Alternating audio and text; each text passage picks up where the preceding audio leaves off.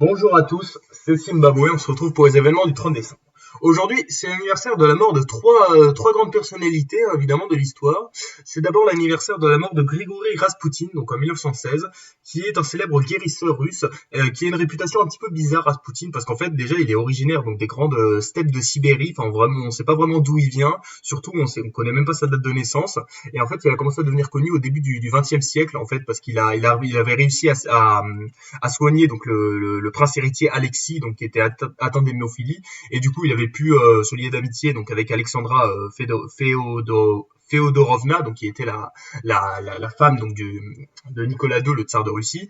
Et du coup, en 1914, comme le tsar était parti, c'était la tsarine qui faisait la régence, et du coup, Raspoutine avait de plus en plus d'influence. En plus, il aimait beaucoup séduire des femmes, et du coup, ça a commencé vraiment à énerver donc des membres de l'aristocratie, des généraux, qui ont fait un complot contre lui. Et c'est-à-dire que la nuit du 29 décembre, plus le 30, on va dire, et en fait, les 4 généraux arrivent et empoisonnent Raspoutine, sauf qu'il meurt pas. Après, il faut lui tirer dessus, mais les généraux croient qu'il est mort, puis ensuite il revit, il se met à attaquer un des types, enfin bref, il a mis super longtemps à mourir, c'est vraiment super bizarre, et c'est vraiment une force de la nature, et du coup son cadavre a été jeté, et d'ailleurs, dans sa prophétie, il disait que quand je serai tué, il va y avoir de gros problèmes en Russie, et évidemment, on le sait, parce que quelques mois plus tard, c'est la révolution, puis ensuite il y a une guerre civile pendant plusieurs années, donc Raspoutine avait raison, on peut dire, et donc voilà, il a vraiment laissé une grande empreinte dans l'imaginaire, c'est un homme très très très bizarre, Raspoutine, et aussi son assassinat, vraiment, intéressez-vous en particulier, c'est vraiment super complexe, mais très intéressant.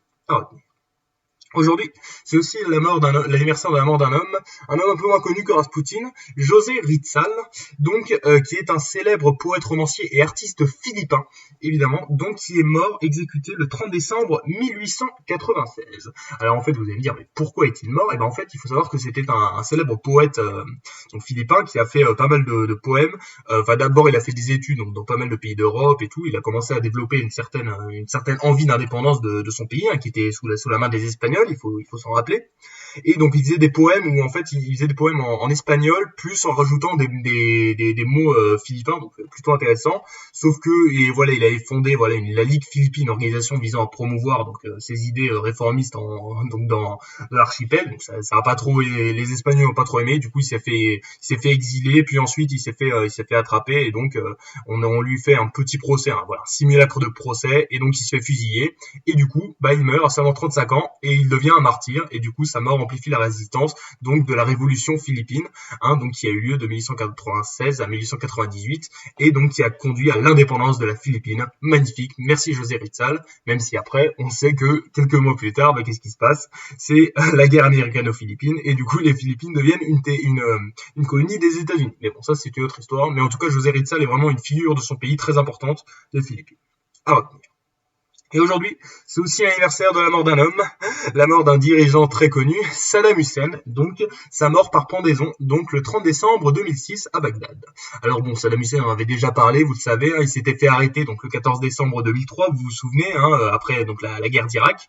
Et donc après, ensuite, à partir de 2005, il y a eu un grand procès, du tribunal spécial irakien pour juger Saddam Hussein de génocide, crimes contre l'humanité, des trucs pas fous.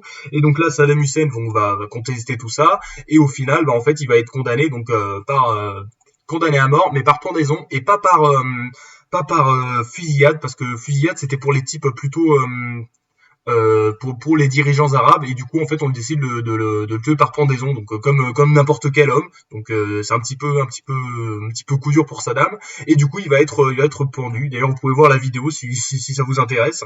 Et donc voilà, donc c'est la mort d'un dirigeant, c'est pas vraiment fou pour lui. Après il faut savoir que on peut se dire que comme c'est la mort d'un dictateur c'est bien, mais il faut savoir que son procès a été très très critiqué, parce que il y a eu des irrégularités sur la forme, sur le fond aussi. Donc il y a des gens il y a pas mal de gens qui ont accusé le procès d'être juste une vengeance en fait des chiites sur les sunnites, donc juste des problèmes liés à la religion, et pas vraiment un procès vraiment sur le fond. Donc c'est plutôt coup dur, mais bon, après c'est la mort d'un dirigeant qui a fait quand même pas mal de crimes à retenir. Donc voilà les 3 événements du jour. Donc on a la mort de Grigory Raspoutine en 1916, la mort de José Rizal en 1896, et la mort de Saddam Hussein en 2003. Beaucoup de morts.